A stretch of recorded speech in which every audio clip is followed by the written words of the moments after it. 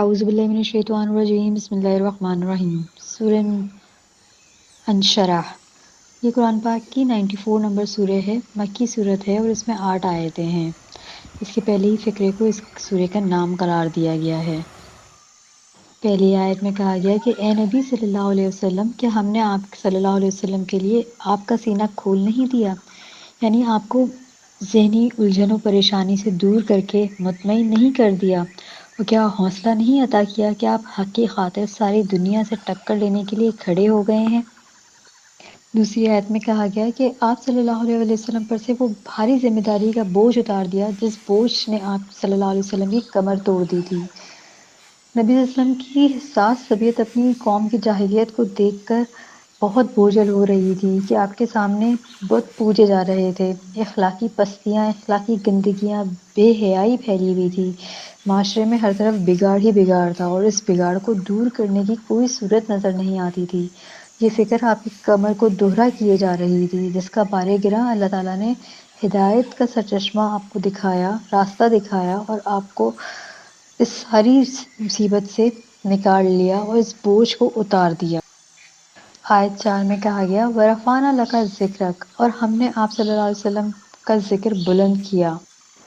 اللہ تعالیٰ نے حضور اقدس صلی اللہ علیہ وسلم کے نام کو یہ بلند مقام عطا فرمایا ہے کہ دنیا کے ہر خطے میں 5 بار ہر روز آپ صلی اللہ علیہ وسلم کا نام مبارک اللہ تعالیٰ کی مسجدوں سے بلند ہوتا ہے اور آپ کے مبارک تذکرے انتہائی عقیدت کے ساتھ دنیا بھر میں ہوتے ہیں۔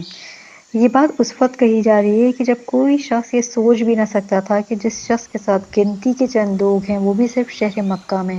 اس کا ذکر دنیا بھر میں کیسے ہوگا، اور نہ صرف ذکر ہوگا بلکہ بلند ذکر ہوگا۔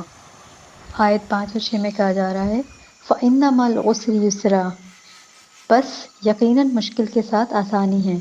إِنَّ مَعَ الْعُسْرِ يُسْرًا، یقیناً مشکل کے ساتھ آسانی ہے۔ ایک ہی بات کو 2 بار دہرا کر رسول اللہ صلی اللہ علیہ وسلم کو بھرپور طریقے سے تسلی دی جا رہی ہے کہ شروع میں تو فرائض رسالت کی ادائیگی میں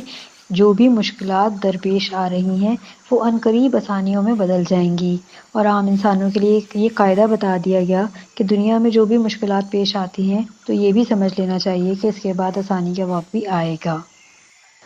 آیت 7 اور 8 میں کہا جا رہا ہے کہ جب آپ صلی اللہ علیہ وسلم فارغ ہو جائیں تو محنت کریں اور اپنے پروردگار کی طرف ہی دل لگائیں۔ یہ بالخصوص رسول اللہ صلی اللہ علیہ وسلم کے لیے کہا جا رہا ہے کہ ویسے تو ساری مصروفیات رسول اللہ صلی اللہ علیہ وسلم کی دین کے مشن کے لیے ہی تھیں کہ تمام کام جو تھے وہ دین کی تبلیغ کے لیے ہی کیے جا رہے تھے، اور تمام کام دین کے لیے ہونے کی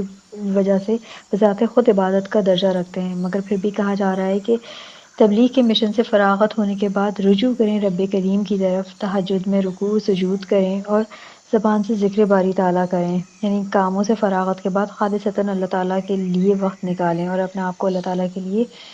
مصروف کریں، اور اس کے ذریعے اپنے تعلق کو اللہ تعالیٰ سے مضبوط کریں۔ اور یہ تمام انسانوں کے لیے بھی